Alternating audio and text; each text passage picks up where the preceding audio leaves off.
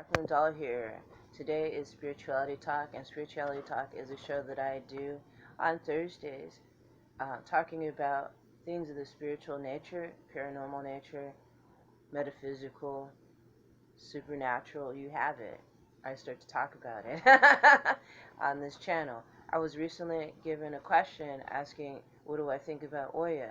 Now, Oya is really well known in, some would say that it's more well known in Yoruba religion, some say it's more well known in Vodou.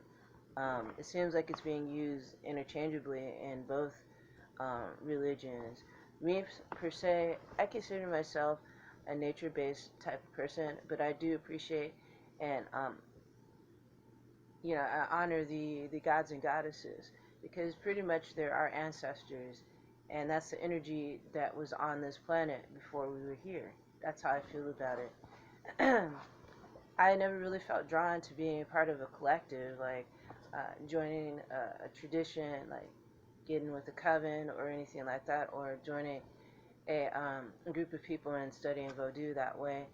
I've always felt comfortable just doing it solitarily, and also because when I was approached to learn more about Vodou, I was going to have to pay more money than I had. I don't have a ton of money to learn and to train with somebody, to go to another state and train with somebody. I just don't have those kind of funds.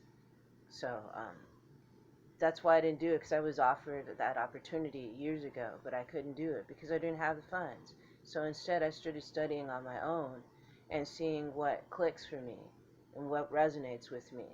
And what resonates with me is earth-based belief system, the appreciation of Mother Earth and Father Sky, and all the gods and goddesses attributed with the many different personalities in this world, the driving forces of how this world is run on these type of energies, these god and goddess energies, and maybe for the good or for the bad in some kind of way. But anyway, I have this book and it's called Voodoo Rituals: A User's Guide. It it's not the best book. I don't suggest people go out and rush out and get this. This is what I have, and I have this other book called Jambalaya, and that one's really good. It's by Louise Satish, and as soon as I find it, I'll bring it out and show it to you guys. But from the most, it just breaks it down basically what each of the main Vodou gods and goddesses are all about. So the one on Oya, that shows a lightning bolt here for Oya. So let's read about Oya. So she's also known as Yansa Adoedo, or I'm not sure how to pronounce this, Olla, Oya, because I know in Spanish, two L's here that makes a y sound, like Ola, or no, not Ola, like I'm trying to think of a Spanish word that has two L's in it. I don't know, I can't think right now, but you know what I mean. When there's two L's together, it makes a y sound. So it might be Oya, spelled differently with two L's. So here we go. Attributes: goddess of the wind, fire, water, rainbow, ruler of the forces of nature, warrior, courageous, beautiful, passionate, unpredictable. Sacred places: the wind, rivers, Amazon, and Niger. Symbols: copper, black horsehair, sheep, locusts, electrical switches. The day: Wednesday. The colors are purple, brown, red, terracotta. Number is 9. Favorite food is eggplant, blue grapes, plums, and red wine. Planets are Uranus, new moon, and ritual place in the house is office or book corner. The salutation is Hikua Oya. So let me have something to drink. Some of my tea I've got going here. Drinking some green tea.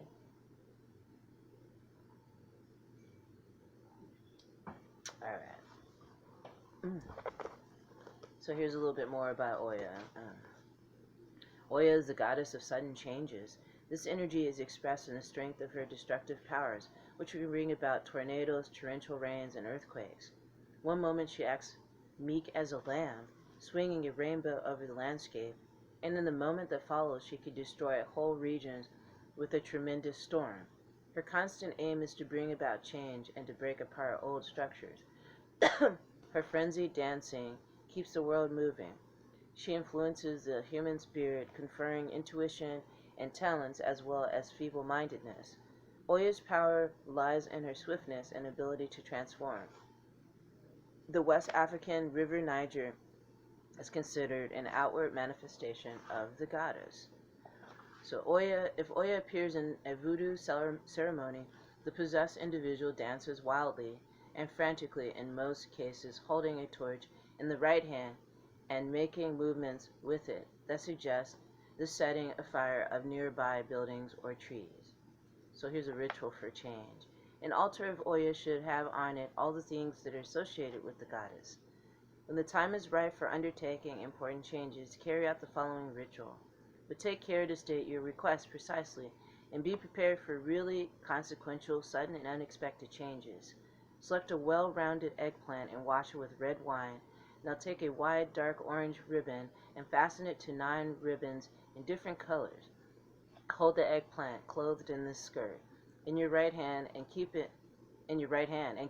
turning it counterclockwise while you state the plans with which you want Oya to assist. In order to give more impetus to the magic, place a silver bolt made out of cardboard and silver plate on the goddess's altar. Also very useful is a broom with ribbons in Oya's colors attached for sweeping old and past events out of the house. Put the eggplant on your altar. If it withers, take it to the forest and leave it there. If you have no altar, take it directly to the forest. So yeah, these are practical rituals that you could do to help. And if you do call on these gods and goddesses, make sure you're ready for that energy. Because if you're not ready for that energy, you might go through some sudden changes that you're not prepared for. You're like, whoa, this is too much.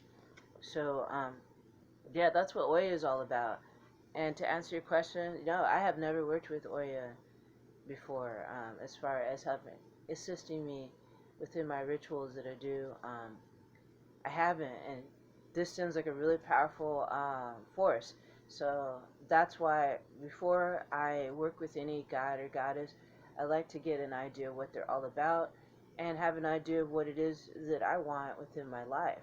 If I'm ready for something like that, ready for a dramatic change, then I can go through, ritual asking for assistance from this goddess with a lot more confidence, because I don't want to call upon a god or goddess and then wimp out on it, you know what I mean, when they're power and charged up and ready to help. And but yeah, I've never heard of Oya, and not never heard of it, but I've heard of Oya, but I never really used or had asked her for assistance. I'm like saying use, but asked for her assistance. And when you ask for assistance from these magical beings, these energies, they're on point and they're ready to work with you. So if you're not completely sure about what you're doing, don't go there. That's what I always say. If you're afraid, don't go there. But you're afraid and you're still curious, then do more research. Interesting that Oya has to do with the number 9, completion, because I see number 9s a lot in my life, or look at the clock and see it add up to 9 a lot. And I've experienced a lot of 9s in my life, the number 9, seeing it all over the place. So that's coincidental? No. It's a reason. Everything's synchronistic, and that's why someone presented this goddess to me. I've had her in this book to read about. I've got another book on Vodou, but I never really dove deep into learning more about this goddess. Interesting enough, it makes me think of this experience that I had a while ago from a mambo, voodoo mambo, who did a reading for me. She did a, what would you call it? What was it? What kind of reading was it? It wasn't a regular old reading, but it was a reading trying to find out what type of being I am, if I'm a star being, star child, a wise one, or, there's so many different categories. So anyway, she did a reading on me, and I have a little bit of everything in there, and the number 9 for completion showed up within that mix. And she also said there's two goddess, one god and one goddess looking over me. One wanted me to draw a woman with lightning bolts in her hand, and that's interesting that you would bring up the goddess Oya with the light bulbs, lightning bolts that she represents. So I have not done a drawing or a painting like that yet, but I definitely do want to endeavor on that kind of a project. But yeah, that's within the reading. That's what the Mambos had told me that, and the one of them was a male and one was a female, and it was interesting what she said that this god and goddess had to say to me, and gets they're watching me and just seeing what I'm all about, what move I'm gonna make next. If I'm gonna ask for assistance, because they're there to help you. You ask them for assistance, but you got to be willing to rise to the occasion. Definitely. I mean, if you don't, then they might be not as willing to help you out the next time you call upon them. That's what I'm assuming. So yeah, and the clock over here says 11:11. So yeah, thank you for joining me today for today's show. I hope you enjoyed it, and thank you for posing that question to me, viewer and subscriber. I forgot your name. I'm sorry. I will be better at remembering names, but when I saw that comment, I was like, I would like to address this because um, it's true. I've never worked with Oya, and a lot of my hesitance with working, like I said, with working with certain gods and goddesses, is that I want to be ready for them. That way, it's not disrespectful and just call upon them and then go, oh, sorry, not interested. Yeah, that's not what I want to do. So, and that should be something that when you approach these gods and goddesses, that energy, knowing that this is what you want. Intention is everything. So, thanks for subscribing to my channel. Thank you for the likes and shares, and thank you for your kind comments. Leave your comments down below and let me know all that you know about Oya and if she's changed your life for the better. So, brightest blessings to you all, and I'll see you soon.